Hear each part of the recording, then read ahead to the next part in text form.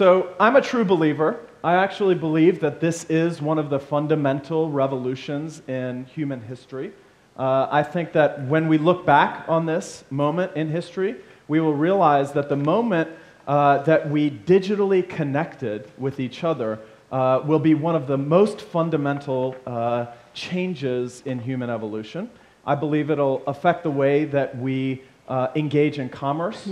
It'll affect the way that we act and interact, and it'll affect everything from poverty to the spread of disease to all sorts of other things.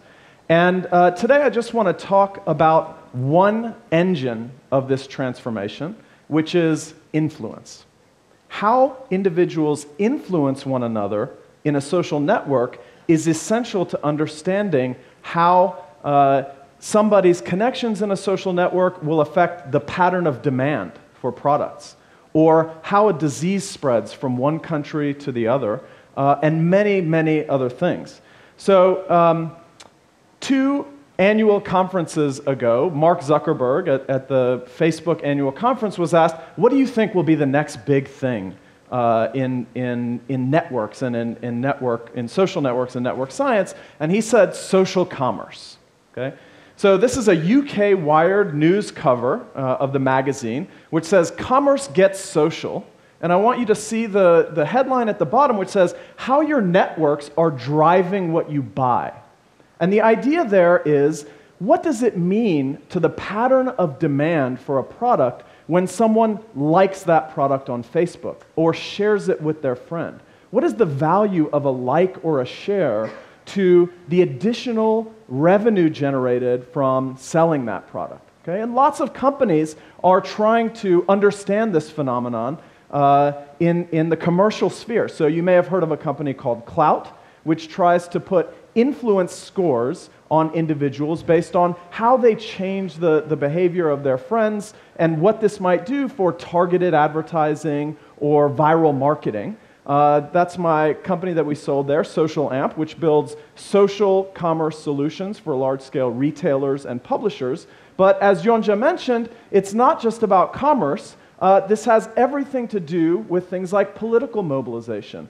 People using Facebook and digital communications to mobilize people to organize, to get out into the street and protest. The same things have been happening in the United States with the Occupy Wall Street movement. People using digital networks connected to their cell phones to encourage their friends to do everything from buy a certain product, get out and vote for a different political candidate, or to get out on the street and mobilize to affect social change.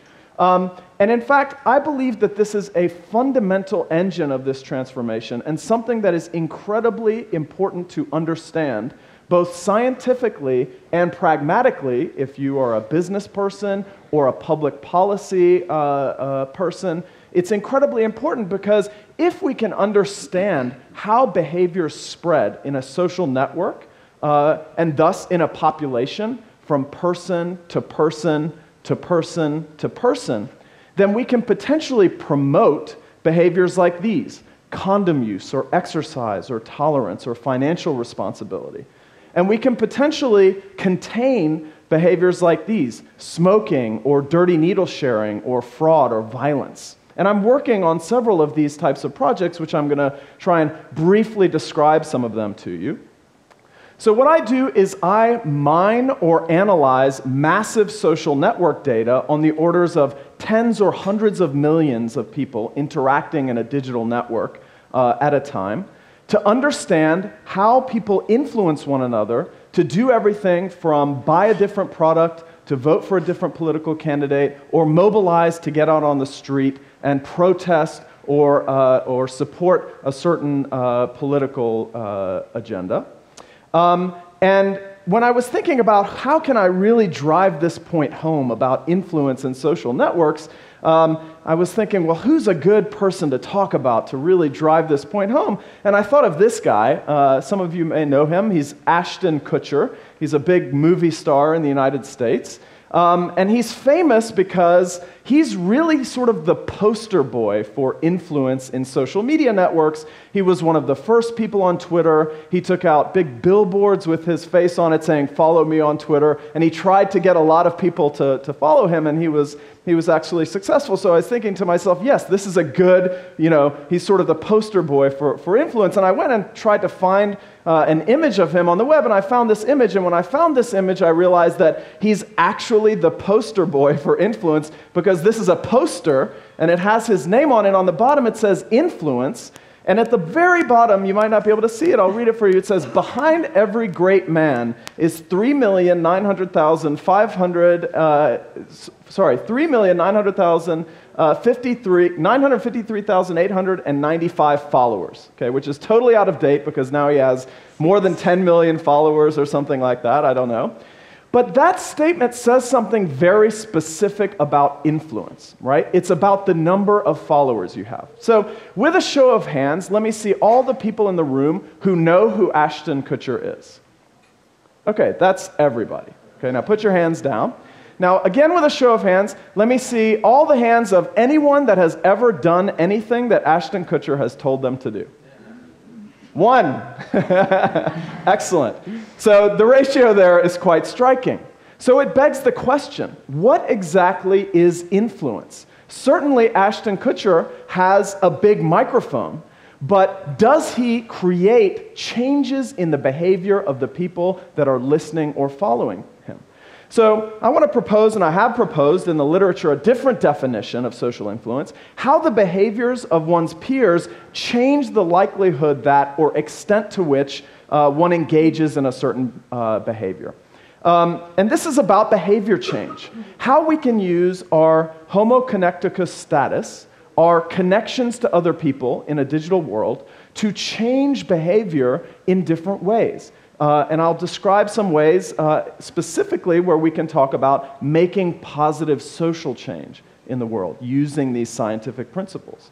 So I have this cartoon on my door in my office, and it's two friends talking, and one friend says to the other, "I used to think correlation implied causation, then I took a statistics class and now I don't." And the friend says, "It sounds like the class helped." And the guy goes, "Well, maybe." And the idea here is that you really need to understand how someone's behavior causes a change in someone else's behavior, and for that you need to have causal inference. In this case, it could be a selection effect. People who have a greater interest in statistics, and thus a greater proclivity to understand statistics, are more likely to take a statistics class and join that class as opposed to an art class or a theater class. And so when you look at the average number of people that understand this difference inside the class and inside the general population, of course it's going to be higher in the class. But is this because the class is teaching them about statistics, or is this because of a correlation? Okay? And I'm sort of geeking out for a minute because this is essentially how you think about, or how one should think about, influence in these social networks. Now, in network science, this is known as the reflection problem. So we have abundant evidence that human behaviors tend to cluster in network space and in time. People tend to do things at the same time as the people that they're connected to. And the question is this because of peer influence? Their friend influenced them to buy that product or change their vote in the election? Or is this because of other explanations? And let me give you an example of an alternative explanation. In 2007, Nicholas Christakis and James Fowler published this really good study in the New England Journal of Medicine that showed that body mass index increases are correlated over time amongst friends. That when someone's body mass index increases, their friend's body mass is also likely to increase at approximately the same time. Now, the journalists and the collective unconscious took this result, and you got front-page New York Times headlines like this one, "Are your friends making you fat?" Okay? Which is a really good way to place the blame on someone else, but it might not really be the true causal explanation. There could be alternative explanations for this, and a good possible alternative explanation is what is known as homophily, which simply means that birds of a feather flock together. We tend to make friends with people who are like ourselves, And this could also explain correlations in a network, pockets of obesity and pockets of non-obesity. And this phrase was originally attributed to Robert Burton in the 1500s, but it's an even older philosophy than that, because before Robert Burton, it was Aristotle who said people love those who are like themselves, and before Aristotle, it was Plato who was saying that similarity begets friendship. And just to prove to you that a long line of very worthy scholars have made this argument, it was my mom who said, hanging out with a bad crowd will get you into trouble. And she was none too pleased when I quipped at the dinner table that she might have gotten the causal structure of that sentence wrong, reversed. So Slate ran an article, which ironically, it was called Everything is Contagious, which was ironically about the contagion amongst academics to publish studies about contagion. So it's apparently not just obesity that's contagious, but happiness is contagious, and product adoption is contagious, and cooperation is contagious, and my favorite one, loneliness is contagious, which I'm still trying to figure out exactly how that one works. But the point is that there could be alternative explanations for these correlations in the network besides contagion. Homophily is one example, but there are other explanations as well. For instance, people who are connected tend to be exposed to the same external stimuli. We tend to watch the same TV shows, so we see the same advertisements, etc. How do we know when one friend is really influencing another to buy a product or vote for a different political candidate? And the difference separating influence from homophily and all of these other confounding factors really is important for policy. And I'll give you an example why. If you are the chief marketing officer of a company and I gave you a data set, all of your consumers connected in the network, and I said, wow, there is a very strong correlation. People who are connected are buying your product as connected people. So people who are friends, who have a friend who adopted the product are also very highly likely to adopt the product. And in scenario A, I told you, this is 90% due to influence and only 10% due to homophily. And in scenario B, I told you this is 90% due to homophily and 10% due to influence. In scenario A, you'd want to adopt a peer-to-peer marketing strategy. Give people incentives to convince their friends to try out the product. But if it's scenario B, that type of a strategy may fail miserably, and what you'd more likely succeed doing is just segmenting the market on observable demographic characteristics and targeting messages to people who are likely to be interested in the product. And yes, those people will be linked in the network, but since they're not influencing one another to adopt the product, the peer-to-peer strategy, as opposed to the other strategy, may not work. And it's not just about marketing. The director of the NIH, who is proposing the obesity prevention strategy, can use the same science to affect positive social change. We did a study with Yahoo about exactly this question. Is there social influence in the adoption of their products? And we devised a new statistical technique to separate influence from homophily and social networks, etc.